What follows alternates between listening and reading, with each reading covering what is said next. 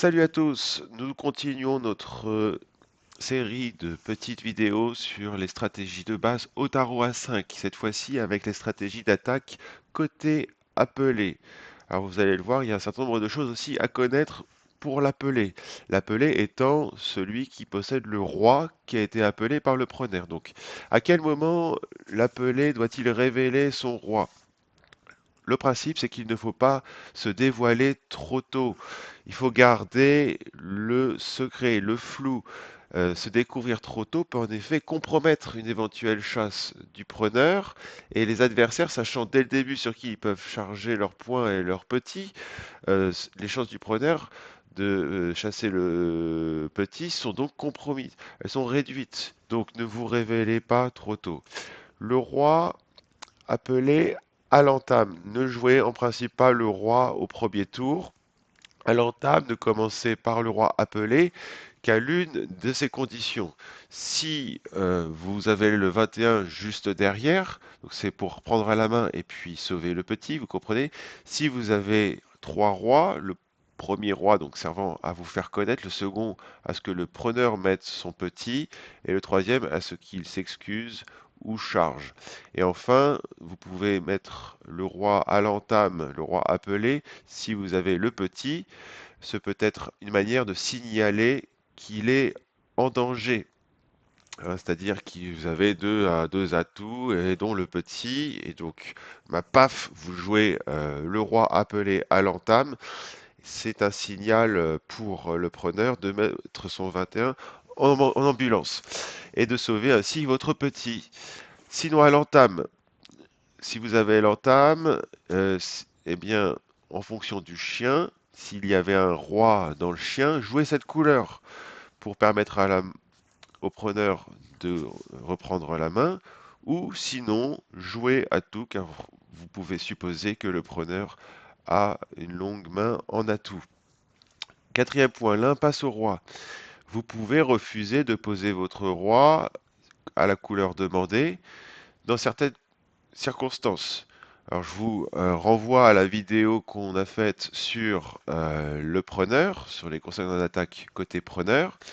Alors côté appelé, c'est possible si la dame du preneur est maître du pli et qu'il a montré une poignée. Et à ce moment-là, vous espérez prendre le cavalier ou le valet.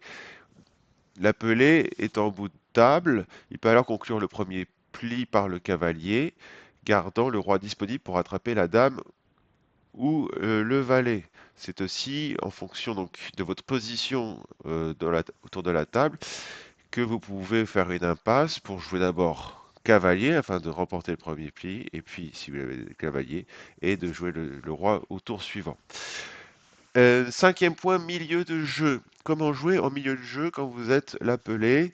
Alors, sauf si le preneur joue à tout et chasse, l'appelé fait les ouvertures jusqu'à trouver la coupe du preneur et lui permettre de sauver éventuellement le petit.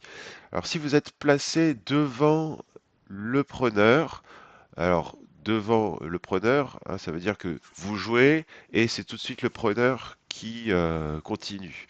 Alors à ce moment-là, si vous êtes juste devant le preneur, il faut jouer atout ou la couleur coupée par le preneur ou couleur de sa longue.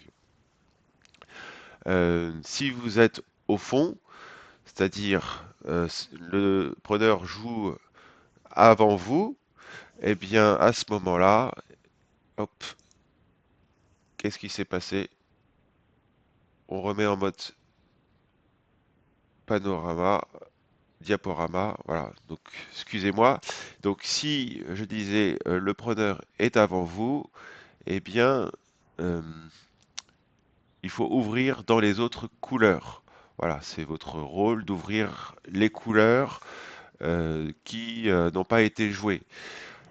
Sixième point, la chasse aux petits et l'utilisation de l'excuse. Si l'on est le partenaire et que le preneur attaque à tout, on peut poser l'excuse pour indiquer que l'on a un bout de plus dans l'équipe et s'économiser une chasse. Effectivement, quand on a déjà deux bouts, ça devient moins intéressant de chasser le petit.